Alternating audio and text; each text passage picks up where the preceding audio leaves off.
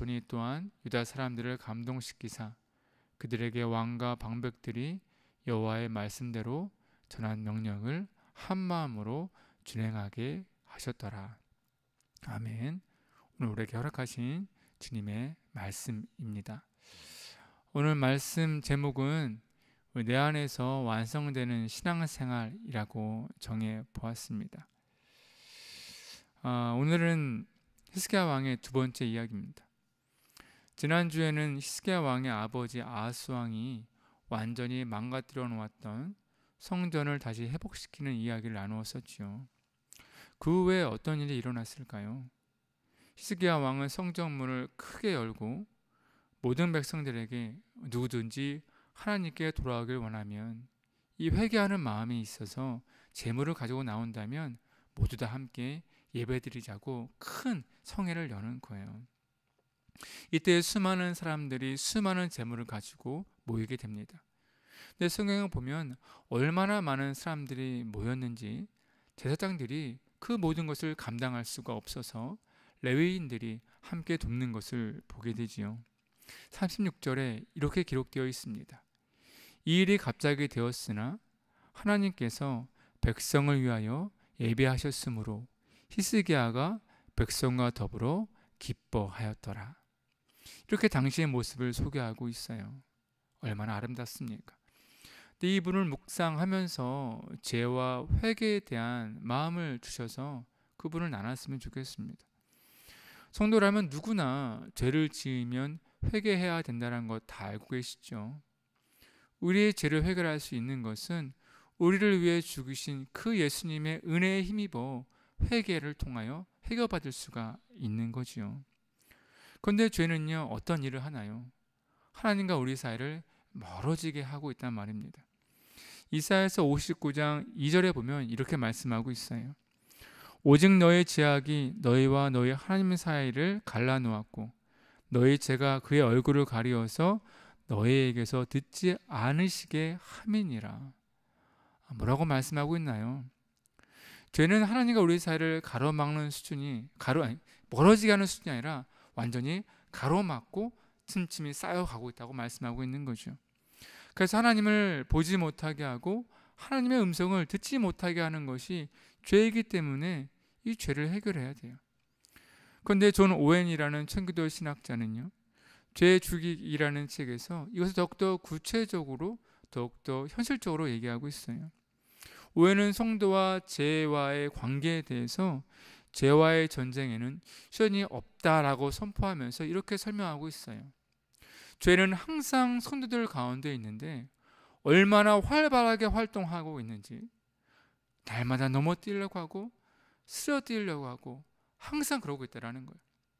그래서 죄에 대해서 만약에 무지하거나 방관하거나 또는 게으르게 된다면 그 누구나 상관없이 넘어뜨려질 수밖에 없다라고 말씀하고 있어요.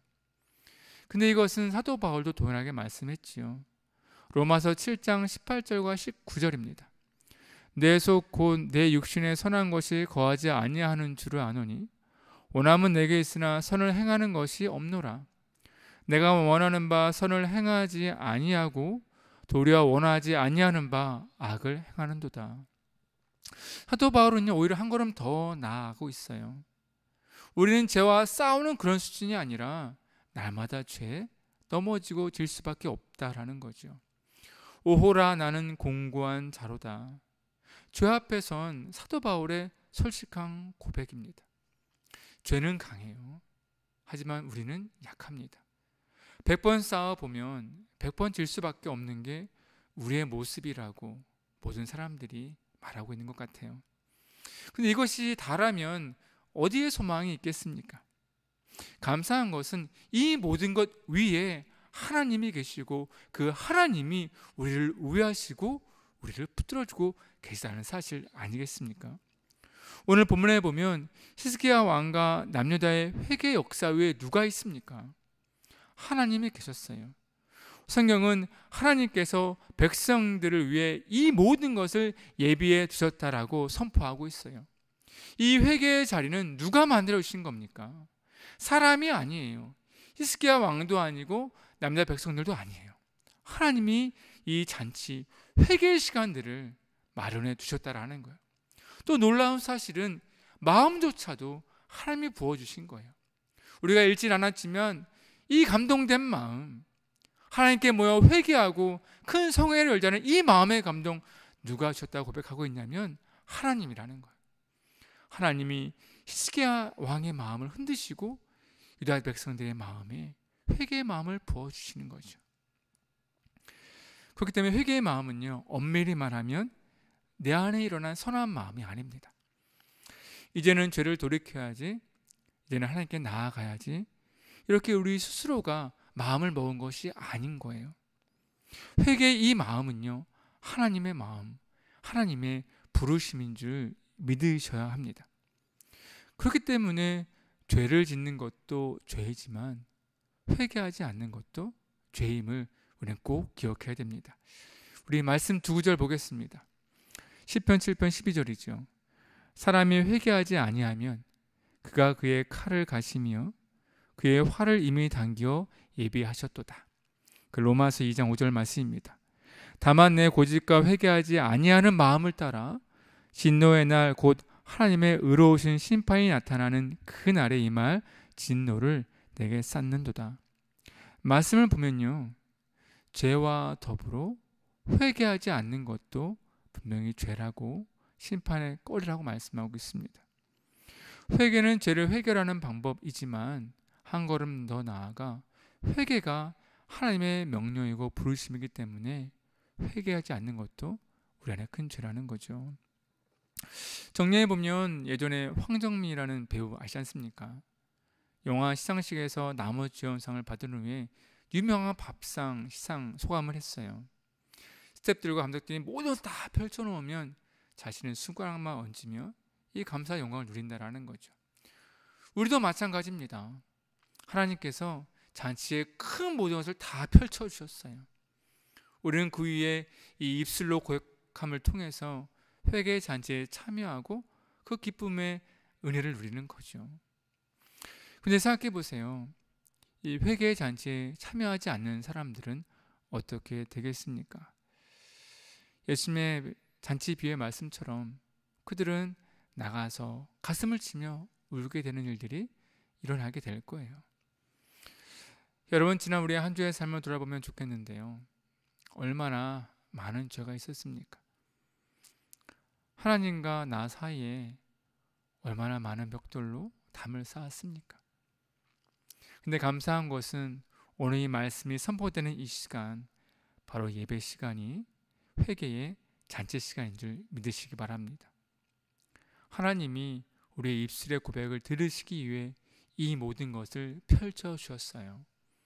오늘 우리는 입술을 통해 주 앞에 우리의 죄를 회개하고 주 앞에 나아간다면 주님께서는 우리의 모든 것들을 주님의 약속대로 깨끗하게 씻어주시고 새롭게 하실 줄 믿습니다. 혹시 여러분 가운데 이 마음에 이 말씀을 듣고 회개에 대한 도전이 있거나 죄에 대한 마음에 흔들림이 있다면 그냥 외면하지 마시고 그냥 건너가지 마시고 이 예배가 마친 후에 그 회개 기도를 통해서 이 회개의 기쁨의 이 잔치에 참여하는 우리 모두가 되었으면 좋겠습니다. 그렇다면 말씀을 계속 나누면 이 성대한 회개의 잔치 큰 성회가 마친 후에 히스기야 왕은 무엇을 했을까요? 히스기야 왕의 이 신앙개혁, 종교개혁은 여기서 멈추지 않습니다. 바로 그동안 잊혀졌던 유월절을 지키는 것으로 바로 이어지게 돼요. 유월절은 아시는 것처럼 이스라엘의 가장 큰 절기입니다. 애굽에서 탈출하여 광야 생활을 시작한 그때, 곧 하나님의 백성으로 부르심 받은 그때를 기억하며 지키는 것이 바로 유월절기입니다. 근데 유대력상으로는 사실은 신년을 시작하는 나팔절이 있어요. 하지만 이 유월절을 더욱더 크고 성대하게 지킴을 통해서 이 유월절을 영적인 신년으로 지키고 있는 겁니다. 그래서 이스라엘의 모든 시간들은 이 유월절을 통해서 정리되고 기준으로 삼아 시작되는 거죠. 아마도 히스기야 왕은 유월절 지킴을 통해서 남유다의 지난 모든 죄들, 우상을 섬기던 모든 것들을 다 내려놓고 다시 영적으로 새롭게 시작하고 싶은 그 마음을 백성들과 함께 나누고 그리고 선포하고 싶었던 것 같아요. 근데 여기에 한 가지 또 의미가 있죠. 히스기야 왕이 참으로 아름답고 위대하다고 느끼는 것이 이것입니다. 히스기야 왕은 성전을 개혁하는 외형적인 개혁으로 멈추지 않았다라는 것이 중요한 것 같아요. 히스기야 왕은 유월절을 지킴을 통해서 이 영적인 개혁도 도전했다라는 겁니다. 여러분, 유월절을 지키는 것은 다른 것이 아니에요.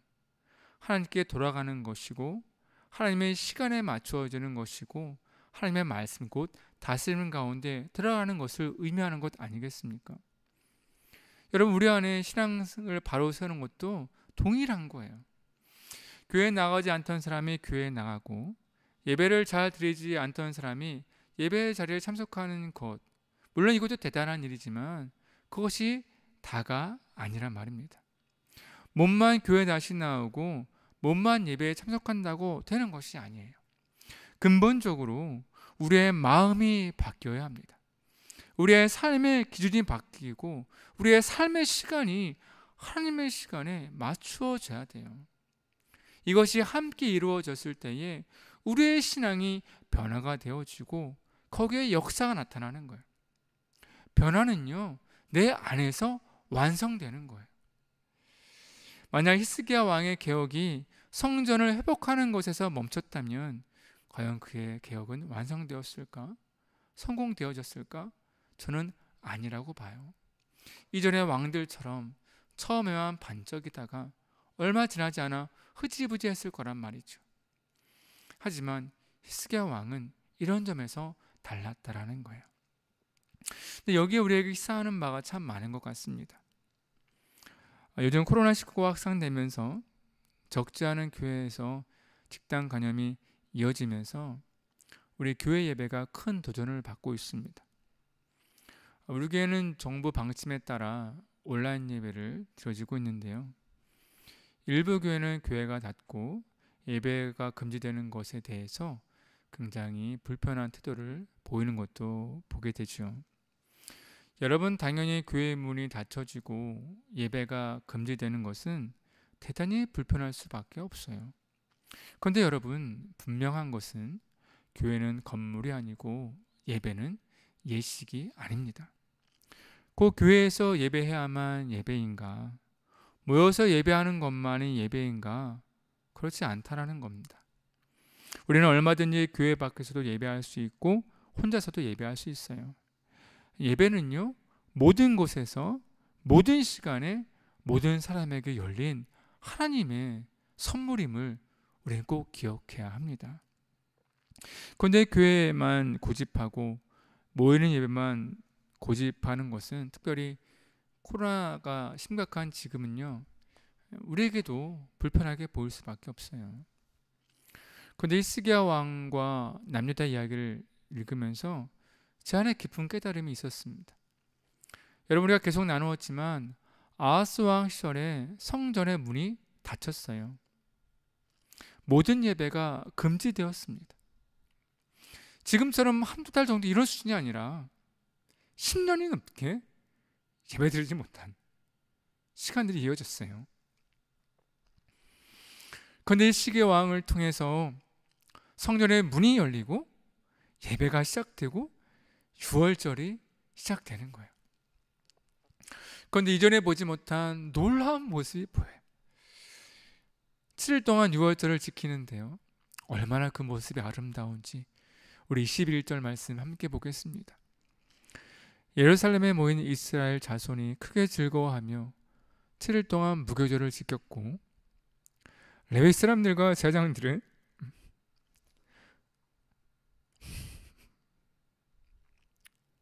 날마다 여호와께 친송하며 큰 소리 나는 악기를 올려 여호와를 찬송하였으며 유월절이 너무나도 아름답게 지켜졌어요. 이전에 볼 수 없었던 큰 찬양과 놀라운 열정과 이 마음이 그 모든 것을 채웠습니다. 그리고 6월절이 끝났어요. 7일간이나 일상을 놓았기 때문에 가정으로 돌아가야지요. 그런데 이때 놀라운 일이 벌어집니다. 백성들이 돌아가지 않고 한 목소리로 청원하는 거예요. 23절입니다. 오늘 중에 다시 7일을 지키기로 결의하고 이게 또 7일을 지켰게 지켰더라. 여기에 중요한 것이 하나 있어요. 백성들이 6월절 잔치가 너무 흥행없고 즐거워서 더 놀아보자고 그러자 요청한 것이 아니란 말입니다. 백성들이 요구한 것은 예배였어요. 더 예배를 드리고 싶다는 겁니다. 어디서 알 수 있냐면요, 24절이에요. 우리 함께 읽어볼까요? 유다왕 히스기야가 수송아지 1000마리와 양 7000마리를 회중에게 주었고 방백들은 수송아지 1000마리와 양 10,000마리를 회중에게 주었으며 자신들은 성결하게 한 제장들도 많았더라. 이때 백성들의 청혼에 감동한 히스기야가 자신의 수송아지와 양을 내어놔요. 이 모습을 보고 감동했던 방백들 조자들이 자신들의 수송아지와 양을 가져와요. 숫자를 보시면 아시겠지만 이 양이 엄청난 거예요. 첫날 드렸던 6월절과는 비교되지 않은 더 풍성한 놀라운 두 번째 6월절이 그들 가운데 기적처럼 일어나는 거예요. 여러분 잘 보세요. 아하스 왕을 통해 성전문이 닫히고 모든 예배가 금지되었다고 망했습니까? 끝났습니까? 이 금지된 시간을 통해 오히려 남유다가 깨어났어요. 더욱더 하나님을 갈급하게 되었고 그들의 예배가 세워지고 목회자가 세워지고 타락하고 부정했던 제사장들과 레위인들이 올바르게 세워지는 시간이 되었단 말입니다. 이 10년의 시간은 남유다에게는 이전에 없었던 보물과 같은 시간이었어요. 팀 컬러 목사님께서 2018년 컨퍼런스에서 고통과 고난에 대해 평신도들을 향해서 말씀했었던 것이 요즘 많이 회자되고 강단에서 예로 나눠지고 있습니다. 그분의 말씀에 요약하면 이래요. 신앙생활 잘하면 하나님의 고난이 없을 거라는 것, 그렇게 믿는 것은 미숙한 신앙이라고 지적합니다. 때로는 의로운 사람도 고난을 받을 수가 있다는 거예요. 그 대표적인 예가 다른 것이 아니라 바로 우리 예수님 아니겠습니까? 예수님께서 고난을 받으신 것이 죄가 많아서 불의해서라고 누가 말할 수 있겠어요? 그런데 이 고난이라는 것은 육체의 고통이나 삶의 고통만을 말하는 것이 아니라 영적인 고난도 포함되어 있다는 거예요. 여러분 예수님의 죄목이 뭐였는지 아세요? 신성모독죄였어요. 게다가 예수님은 언제 이 고난의 길을 가셨습니까? 6월절기 그 시간이란 말입니다. 그렇게 우리는 얼마든지 신앙생활 하면서 고난을 당할 수 있는데 삶의 고통, 육체의 고통뿐만 아니라 예배의 고통, 교회의 고통, 고난 당할 수 있는 거예요. 이것을 부정할 수 없습니다. 부정하면 안 되죠. 역사적으로 봐도 교회 문이 닫히고 예배가 금지된 것이 이번뿐입니까? 지리적으로 봐도 한국 교회만, 우리나라만 그렇습니까? 아니요, 그렇지 않아요. 지금도 수많은 나라의 수많은 교회와 성도들이 고난당하고 있고 예배가 금지되고 있어요. 그동안 이러한 일이 한국 교회에 일어나지 않았을 뿐이지 역사적으로나 지리적으로나 이러한 일들은 끊임없이 일어나고 있었단 말입니다. 하지만 그 시간을 통해 오히려 생명을 얻게 되고 힘을 얻게 되는 거예요. 근데 중요한 것은 이겁니다. 이러한 고난이 나타날 때에 성도들에게 두 가지 모습이 나타난다라는 거예요. 하나는 이 고난을 통해 하나님 앞에 떠나가거나 오히려 하나님 앞에 가까워지거나 두 가지라는 거예요. 남유다에게는 어떤 일이 일어났습니까? 감사하게도 이 시간을 통해 남유다는 하나님과 더욱더 가까워진 거예요. 그들의 예배를 보세요. 그들의 마음을 보고 히스기야 왕과 제자들과 레위인들과 제장들의 모습을 보세요. 놀라운 영적인 부흥이 이 고난 후에 일어났단 말입니다. 우리에게도 같은 도전이 있는 것 아니겠습니까? 인정할 건 인정하고 받아들일 건 받아들여야죠. 무조건 거부하고 외면하는 것이 능사가 아닙니다. 지금은 영적으로 보면 교회가 무너지고 예배가 사라질 위기의 시간이 아니라 오늘 말씀은 분명하게 교회가 더욱더 교회다워지고 예배가 더욱더 예배다워지고 목회자가 더욱더 목회자다워지고 성도가 더욱 성도다워지는 그런 시간이라고 우리가 말씀하고 있잖아요. 그 이 시간은 우리가 하나님께 더욱더 가까이 나갈 수 있는 중요한 기회의 시간, 소망의 시간임을 우리 모두가 믿고 인정했으면 좋겠습니다. 여러분, 우리 한국교회 또 우리는 얼마나 그동안 미숙한 신앙생활을 했습니까? 여러분, 불과 얼마 전까지만 해도요, 한국교회가 이전에 볼 수 없는 심각한 타락이 임했다. 한국의 목회자들과 성도들은 그 어느 때보다 세속화되었다라고 가슴을 치며 선포했던 것이 불과 얼마 전이었어요. 저는 믿기로 하나님은 지금 이 어려운 시간을 통해 그런 이전에 한국교회 또 목회자들과 성도들의 모습을 다시금 다루시고 회복시키시는 그런 시간으로 선용해 주실 줄 믿습니다. 그런 마음과 그런 소망을 가지고 이 어려운 시간들을 믿음을 가지고 이겨내고 승리하는 우리 모두가 되기를 주의 이름으로 축복합니다. 아멘. 말씀을 더욱 나아가 보죠.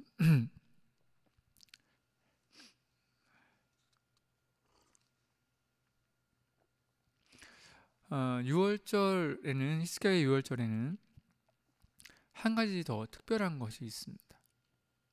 사실은 이 6월절을 완성시킨 것은 무엇이었을까? 혹은 이 6월절에 결정적으로 힘을 부어준 것은 무엇이었을까? 그것이 바로 히스기야 왕의 기도라는 사실인데요. 한번 그 부분을 풀어볼게요. 이 즈음에 북이스라엘은요, 이미 아수르 제국에 의해 산산조각이 난 상황이었습니다. 그런데 히스기야 왕은 6월절을 선포하면서 이렇게 말해요. 우리 5절과 6절 말씀입니다. 우리 함께 읽어보겠습니다.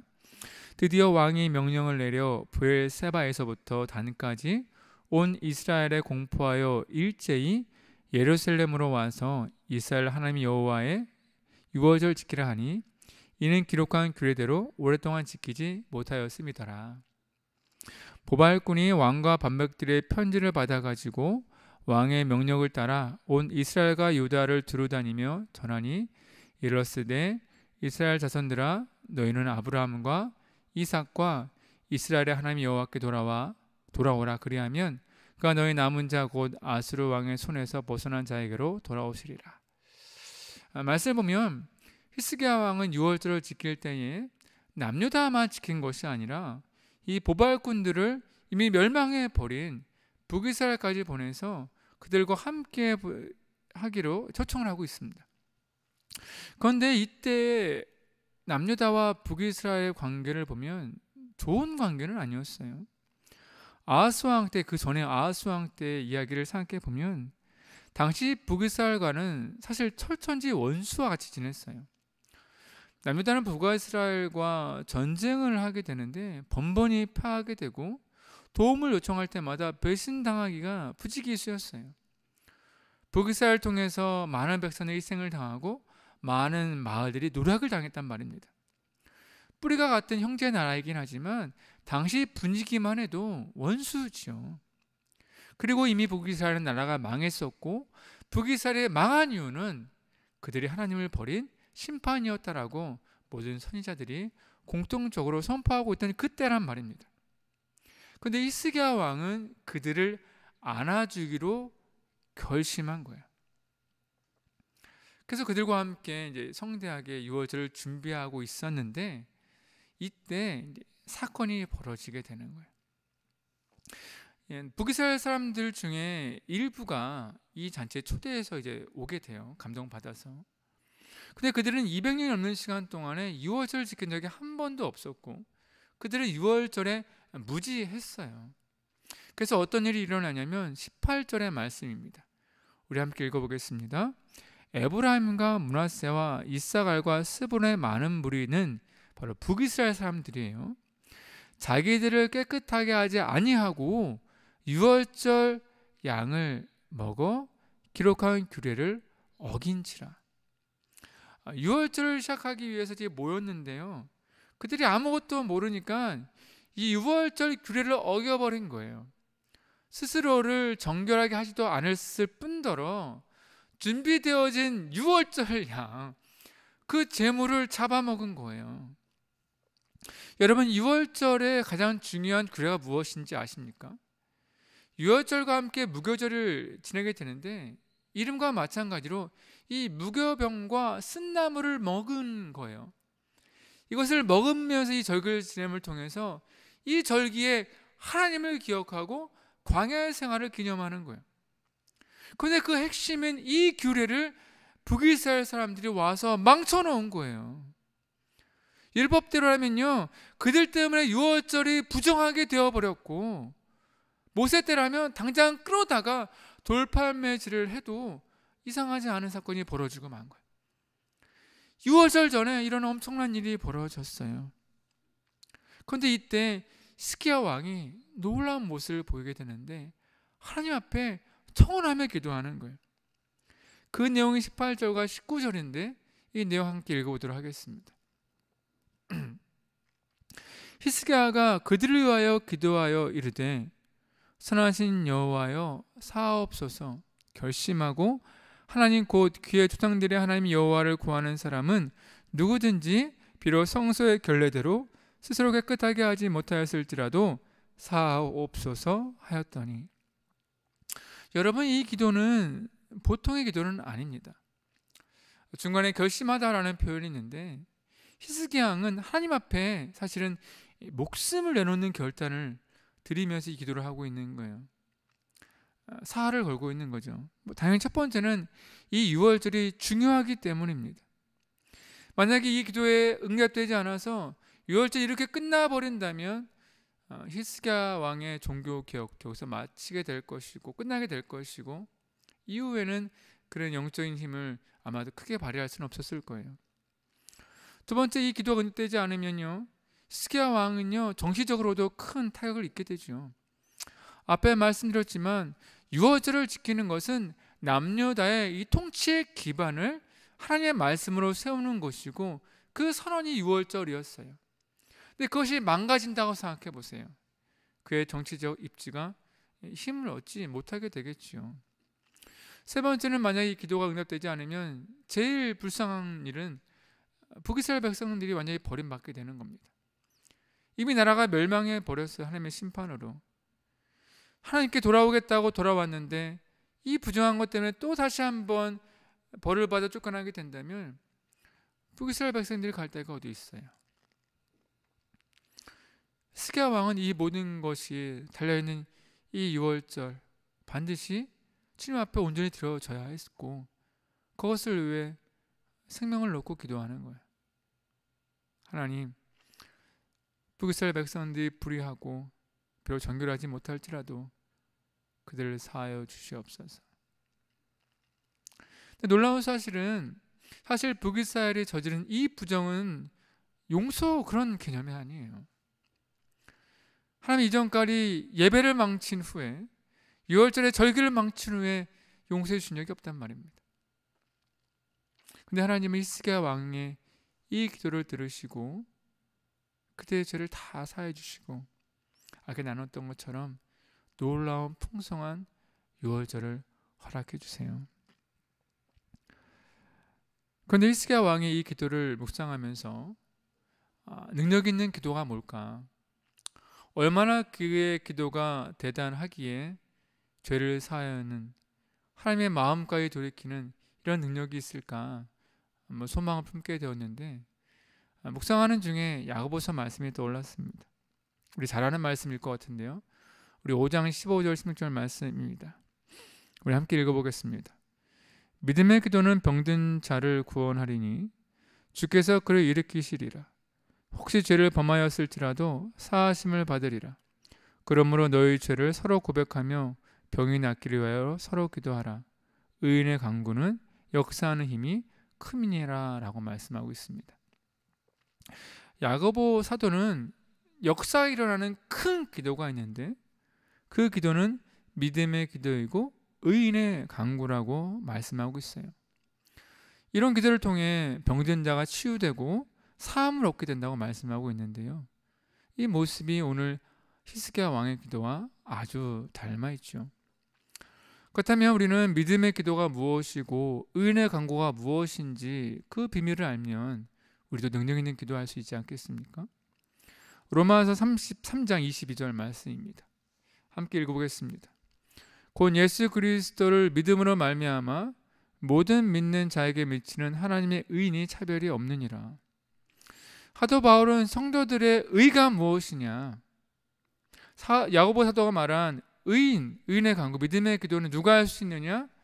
성도들인데 그 의는 다른 것이 아니라 예수 그리스도를 믿는 그 믿음이 의라고 말씀하고 있어요.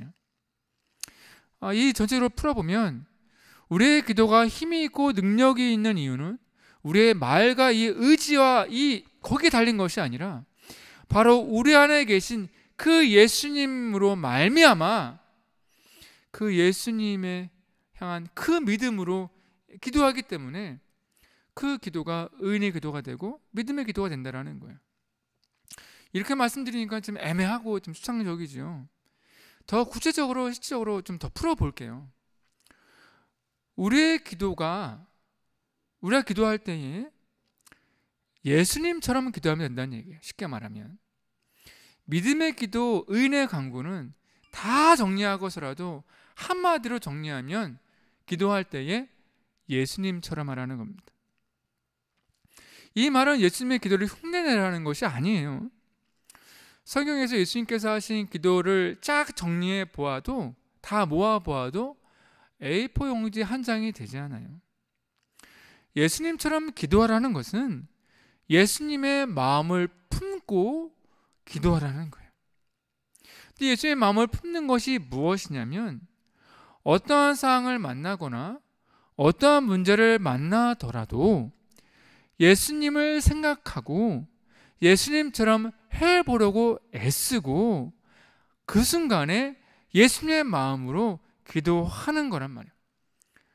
이것이 예수님의 마음을 품고 기도하고 믿음의 기도이고 의인의 간구라고 정리할 수 있어요. 이것이 어떻게 히스기야 왕과 연결되어지나? 히스기야 왕의 기도와 예수님의 기도를 비교해 보면 그것을 우리는 조금 더 구체적으로 알 수 있습니다. 히스기야의 기도를 한번 읽어볼게요. 여호와여 사하옵소서. 결심하고 하나님 곧 그의 조상들이 하나님 여호와를 구하는 사람은 누구든지 비록 성소의 결례대로 스스로 깨끗하게 못하였을지라도 사하옵소서인데 예수님께서 십자가에서 마지막으로 하신 기도가 이것입니다. 이에 예수께서 이르시되 아버지 저들을 사하여 주옵소서. 자기들이 하는 것을 알지 못함이니이다 하시더라. 두 기도문을 한번 상황과 함께 잘 묵상해 보세요. 두 기도는 아주 닮아 있습니다.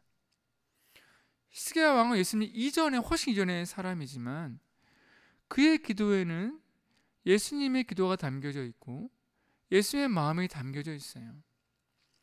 아시는 것처럼 예수님은 태초부터 계셨기 때문에 히스기야 왕이 이러한 역사를 일으킬 때에도 그와 함께 하셨다고 영으로 함께했다라고도 우리는 충분히 고백할 수 있죠.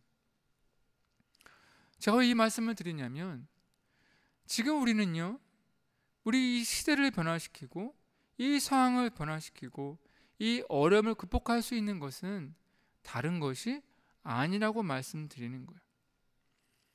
기도가 있는데 그 기도는 바로 히스기야 왕과 같은 기도, 예수님과 같은 그 기도가 우리 가운데 필요하고, 이런 믿음의 기도, 의인의 기도, 능력의 기도가 이 모든 것들을 바꿀 수 있다라고 말씀드리고 있는 거예요.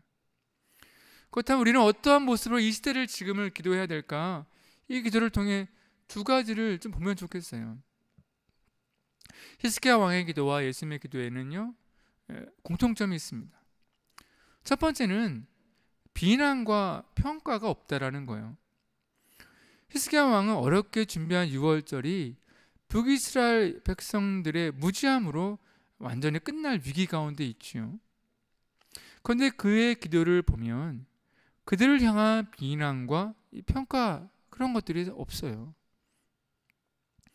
예수님의 기도도 마찬가지입니다. 십자가에 달려 죽으실 때에 비웃고 조롱하던 이들, 이곳으로 이끈 그들을 향해서 어떤 비난이나 평가가 없어요. 다만 하나님께 용서함만 구하고 있어요. 여러분, 이것은 무엇을 말하고 있을까요? 요즘 제가 이런 시대에 어떻게 기도해야 될까, 어떤 기도 제목을 삼아야 될까, 그것을 고민하면서 신문에 난 대표 기도, 요즘 시대에 있는 공동 기도문이나 혹은 여러 교회들의 기도문들을 보게 돼요. 그런데 이 시대에, 그러니까 어려움에 대해서, 문제에 대해서 비난하고 평가하는 분들이 적지 않다라는 것을 느꼈어요. 지난주에 나누었지만 누군가를 비난하고 평가하는 것은 우리의 역할이 아닙니다. 예수님은 엄히 경고하시며 그러지 말라고 하셨어요. 그런데 알게 모르게 우리의 기도 가운데 어느샌가 비난과 평가가 스며들어 있다라는 거죠. 저라고 다르겠습니까? 저도 마찬가지예요. 원망도 하고 불평도 하고 너무나 많이 해요. 하지만 중요한 것은 그런 마음이 있을지라도 주님 앞에는 그들을 마음에 품고 그들 향해 용서를 구하는 거예요. 이것이 제일 중요한 것 같아요. 우리가 지금 필요한 건 기도에 사랑을 더하고 용서를 더하고 좀 넓은 품어줄 수 있는 마음을 더하는 건 아닐까 싶습니다. 히스기야 왕과 예수님의 기도에 보면 그런 것 같아요. 저는 그 기도를 보면서 사랑이 느껴지고 용서함, 받아줌, 안아줌, 그런 모든 것들이 느껴져요. 우리의 기도가 그렇게 돼야 합니다. 또 하나의 공통점은 그 모든 것들을 하나님께 맡긴다라는 사실이죠. 용서해 주세요. 그렇지 않으면 이런 조건들이 없어요. 모든 것을 맡기며 기도하는 거죠. 기도하는 분들의 가장 큰 단점이 있습니다. 자신의 기도에 너무 자신한다라는 거예요. 그러니까 어떤 분과 상담을 종종 하게 되는데 하루는 하나님께 응답받았다고 너무너무 좋아하세요. 은혜 받았다고. 근데 얼마 후에 또 상담을 하게 되는데 하나님께서 그 응답대로 이끌어주지 않으셨다고, 내가 응답받은 것이 맞냐고 하나님 만나고 불평하고 원망하는 모습도 종종 보게 되었습니다. 여러분, 하나님은요, 우리가 기도한 대로 응답해 주실 이유가 단 1도 없습니다. 하나님은 하나님의 뜻대로 응답해 주시는 거예요. 다만 우리의 뜻대로 응답해 주시면 감사한 것이지만 우리의 뜻대로 응답해 주시지 않으셔도 하나님은 우리가 알지 못하는 더 선한 방법으로 응답해 주시기 때문에 그것을 믿고 기도하는 거예요. 결과까지 정해놓고 조건을 두어가면서 기도하는 것은 결코 의로운 기도가 아닙니다. 믿음의 기도가 아니에요. 하나님을 믿는 기도는 결과까지도 믿는 기도인 줄 믿으시기 바랍니다.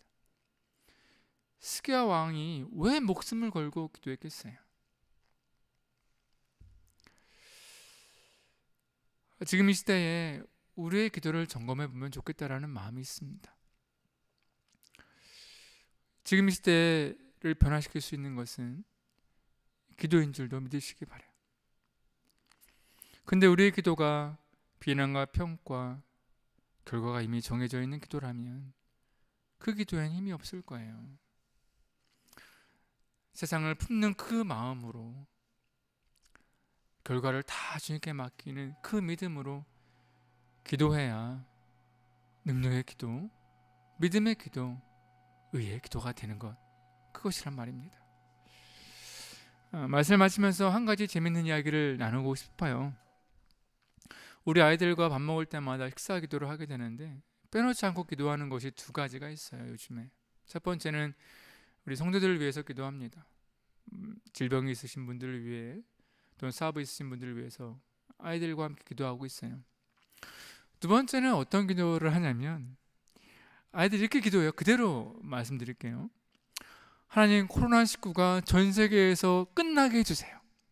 지금 끝나게 해주세요. 요즘 아이들이 그렇게 기도하고 있어요. 근데 기도할 때마다 움찔움찔하죠. 왜냐하면 상황이 좋아질 때도 있지만 안 좋아질 때도 있으니까 아이들이 혹시 기도하면서 좀 이렇게 시험 들지 않을까, 혹은 시큰둥해지지 않을까. 근데 아이들에게 정말 감사한 것이 날마다 그렇게 기도해요. 변함없이 기도해요. 하나님, 코로나19 끝나게 해주세요. 전 세계에서 지금 끝나게 해주세요. 비록 오늘 이루어지지 않았지만 다음날에 열심히 그 기도하고 있어요. 왜냐하면 결과를 하나님께 맡기는 그 순수함이 있기 때문이라고 저는 생각하고 있습니다. 우리에게도 그런 믿음이 필요한 것 같아요. 이 시간에 정말 열심히 기도하는데 제발 그 결과를 저에 맡기며 그냥 날마다 그렇게 믿음으로만 기도했으면 좋겠어요. 그럼 오늘 히스기야의 이 기도가 이 부정했던, 끝날 수밖에 없었던 이 유월절을 완전히 변화시켰던 것처럼 이 암울하고 어려운 이 시대를 그 기도가 변화시킬 수 있을 거라 믿습니다. 오늘 말씀을 정리해보죠. 두 가지 말씀드렸어요. 첫 번째는요, 변화는요 우리 안에서 일어나는 거예요. 밖에 있는 것들은요 조건입니다. 조건. 우리 안에서 일어나야 완성되는 거예요. 교회와 예배는요 전부가 아니라 하나님과 함께하는 한 부분이에요. 그렇지 않겠습니까?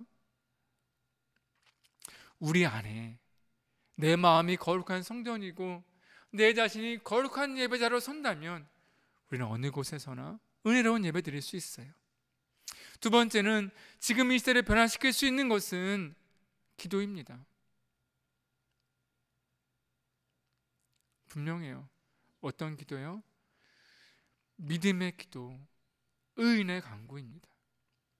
히스기야 왕처럼, 예수님처럼 기도 여행의 비난과 평가들과 조건들로 가득 채우는 것이 아니라 결과를 이미 딱 정해놓고 이렇게 해달라고 저 애원하면서 혹은 매달리면서 기도하는 것이 아니라 이 모든 것을 하나님께 맡기며 나는 주님 앞에 기도하는 자로, 순종하는 자로, 그렇게 기도하는 이 믿음의 기도, 이 의인의 간구를 통해 이 시대가 이름이 변화된 것을 믿습니다. 여기에 여러분들이 좀 도전했으면 좋겠어요.